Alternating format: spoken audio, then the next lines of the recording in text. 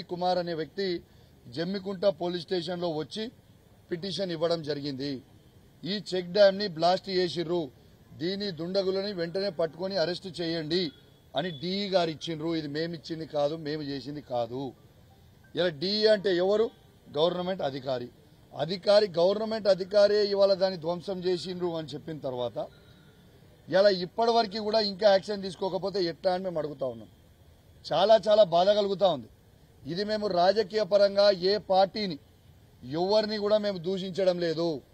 మాకు కావాల్సింది మా నాయకుడు కేసీఆర్ గారు మాకు నేర్పించింది రైతులకి అండగా నిలబడాలి మనం కష్టకాలంలో ఉంటే అని మా నాయకుడు మాకు కేసీఆర్ గారు నేర్పించిండ్రు.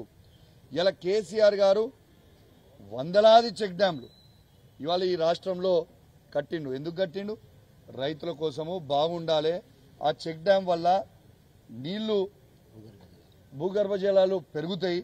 ఇలా ఉన్నదాని కింద రైతులకి లాభమవుతుంది, దాంతో పంట పెరుగుతుంది, దాంతో రైతు ఆర్థికంగా బలపడతాడు అని చాలా గొప్ప ఆలోచనతోని కేసీఆర్ గారు చెక్ డ్యాంలు కట్టడం జరిగింది. కానీ చెక్ డ్యాంలు ఈ విధంగా పేల్చేస్తే దీనికి ఎవరు బాధ్యులు? ఇలా ఎందుకు దీన్ని ఇంత సీరియస్గా కూడా తీసుకున్నామంటే మీ అందరు కూడా చెప్తా ఉన్నాను. ఇంతకుముందు మా మంత్రివర్యులు చెప్పినట్టు హుసేన్ మియా వాగు మీద ఉన్న భూజనపేట చెక్ డ్యాంని బాజాబ్తు జెలిటన్ స్టిక్స్ తోని దొరికితే వందలాది మంది రైతులే డైరెక్ట్ గా వాళ్ళని పట్టుకొని పోలీసులకి పిటిషన్ ఇస్తే జనవరి 2024 నాడు పిటిషన్ ఇస్తే ఇప్పటిదాకా ఎఫ్ఐఆర్ కాలే. దాంట్లో పిటిషన్లో ఏమని ఇచ్చారు రైతులు?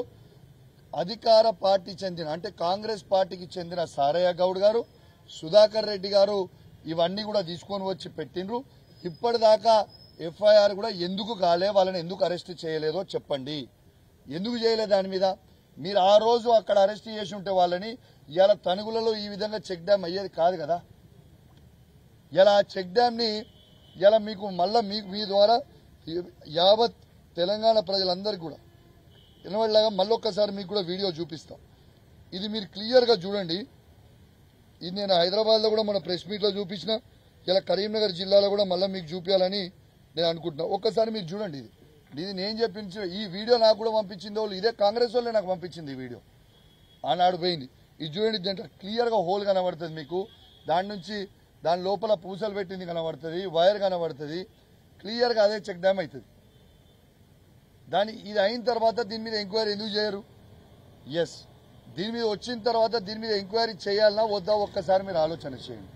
రెండోది, ఇవాళ ఆ రోజు మా నాయకుడు కేసీఆర్ గారి నాయకత్వంలో హరీష్ రావు గారు, గంగ్లా కమలాకర్ గారు, మరి చాలా మంది మాజీ శాసనసభ్యులు అందరు కూడా, ఇద్దరు మాజీ మంత్రులు ఆడికి సైట్ మీద తీసుకొని పోయి చూసిన తర్వాత అది వేల్చిర్రు అని మా హరీష్ రావు గారు ఆ రోజు క్లియర్ గా ప్రెస్ మీట్ లో చెప్పిన తర్వాత ఏమైంది? నెక్స్ట్ డే రోజు పొద్దున పెద్దపల్లి ఎమ్మెల్యే గారు ప్రెస్ మీట్ పెట్టి అది నువ్వు ప్రూవ్ చేస్తే, హరీష్ రావు గారు మీరు ప్రూవ్ చేస్తే నేను శాశ్వతంగా రాజకీయాల నుంచి తప్పుకుంటా, నా ఎమ్మెల్యే పదవికి రాజీనామా చేస్తా అని పెద్దపల్లి ఎమ్మెల్యే విజయరామనారావు గారు మీ ద్వారానే ఈ కరీంనగర్ లో పెట్టిండు. మేమేం చేసినాము?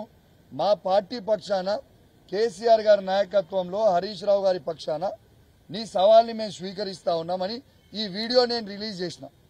ఈ వీడియో నేను రిలీజ్ చేసిన తర్వాత ఇలా మేము ప్రూవ్ చేసినాం కదా, ఇప్పుడు ఉన్న జెలిటన్ స్టిక్స్ క్లియర్ గా కనబడతా ఉంది, వైర్ కనబడతా ఉంది. మరి ఇలా రాజకీయంగా నీవు ఇచ్చిన సవాల్ మీద, నువ్వు ఇచ్చిన మాట మీద నువ్వు ఉంటావా? ఎమ్మెల్యేకి రాజీనామా చేసి శాశ్వతంగా రాజకీయాల నుంచి దూరం ఉంటావా అని నేను అడిగిన తర్వాత దానికి ఆయన స్పందించలేదు. ఎందుకంటే ఆ రోజే చెప్పిన, రేవంత్ రెడ్డి గారు మాటలు ఇచ్చి ఎట్లయితే మాటలు తప్పుతాడో, రైతులకి రైతు బంధు ఇలా 15,000 ఇస్తా అని మాట తప్పిండు, మహిళలకి 2,500 ఇస్తా అని మాట తప్పిండు, పెన్షన్ 2,000 4,000 చేస్తా అని మాట తప్పిండు, 4,000 6,000 చేస్తా అని మాట తప్పిండు, ఇట్లాంటి తులం బంగారం ఇస్తామని మాట తప్పిండు. మరి మీరు రేవంత్ రెడ్డి గారు మాట తప్పినట్టు నువ్వు కూడా గట్లనే మాట తప్పుతావా విజయన్న అని నేను అడిగిన. విజయన్న మంచోడు, ఆయన గౌరవం ఉంది మాకు కూడా, కానీ గౌరవం పోయేలాగా చేసుకోవద్దని నేను చెప్తా ఉన్నాను విజయన్న కూడా. ఎందుకు చెప్తున్నా అంటే ఈ మాట కూడా ఇప్పుడు దాదాపు మీరు చూడొచ్చు నా ఫోన్లు, ఇప్పుడు మీకు చూపిస్తా,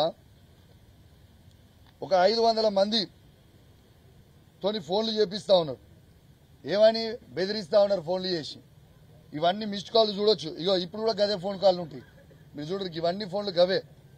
ఫోన్లు చేపిస్తా ఉన్నాడు, చిన్న పిల్లగాడు చేపించినాడు, దీనికి ఎవడో భయపడతాడు అన్నట్టు. విజయన్న, నేను నిన్ను అడుగుతా ఉన్నాను, నిన్ను సవాల్ ఎవడు విసిరమన్నాడు? ఎవడైనా రైతులు అడిగిందా నిన్ను? మేము అడిగినామా నీ సవాల్ విసిరమని? సవాల్ నువ్వే విసిరినావు. నీ సవాల్ని మేము స్వీకరించినాం.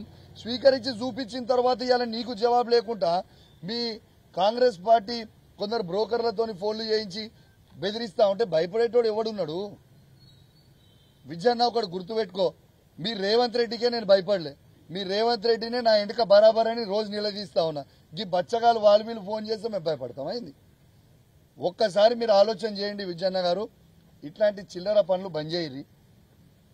అదే మేము నువ్వు 55 ఏళ్ళలో 60 ఏళ్ళలో ఉంటావు. ఆ ఏజ్లో నీకే అంత తీటుంటే 40 ఏళ్ళ పిల్లగాని నేను కూడా, నాకెంత తీటుంటుందో ఒక్కసారి ఆలోచన చేసుకో. నువ్వు ఇష్టం ఉన్నట్టు చేయదలుచుకుంటే నా ఇష్టం ఉన్నట్టు నేను కూడా చేస్తాను.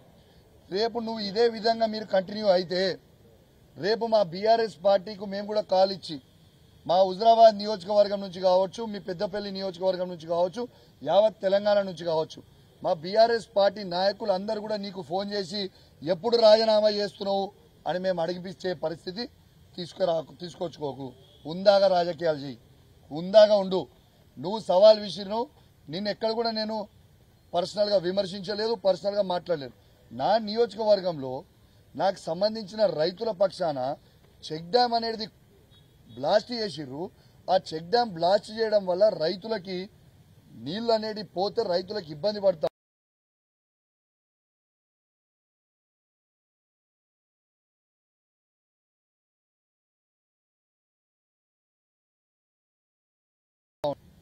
వెళ్ళిపోతే చెక్ డ్యామ్ బ్లాస్ట్ చేస్తే రైతులు ఇబ్బంది పడతారా, ఇబ్బంది పడరా? దీనికి నీకేం ప్రాబ్లం అవుతుంది? మీరు అధికార పార్టీ ఉన్నది, మరి ఎవరిని కాపాడుతా ఉన్నావు? నిజంగా అది అయి ఉంటే ఎంక్వైరీ చేపి, బ్లాస్ట్ అయి ఉంటే నిందితులను అరెస్ట్ చేయి, బ్లాస్ట్ కాకపోయి ఉంటే ఆ కాంట్రాక్టర్ని బ్యాన్ చేసి బ్లాక్ లిస్ట్లో పెట్టండి, ఏదైనా చేయండి. కానీ వాళ్ళని మీరు మీది కాపాడుకోవడానికి ఏ దుండగులని మీరు కాపాడుకునే ప్రయత్నం చేస్తూ ఉన్నారు. మరి కాంగ్రెస్ పార్టీ వాళ్ళు ఈ విధంగా ఫోన్లు చేస్తూ ఉన్నారంటే, ఒక బాధ్యత కలిగిన శాసనసభ్యుని నేను మాట్లాడుతుంటే ఇట్లా ఫోన్లు చేస్తూ ఉన్నట్టు ఇప్పుడు నాకు కూడా అనుమానం వస్తూ ఉంది.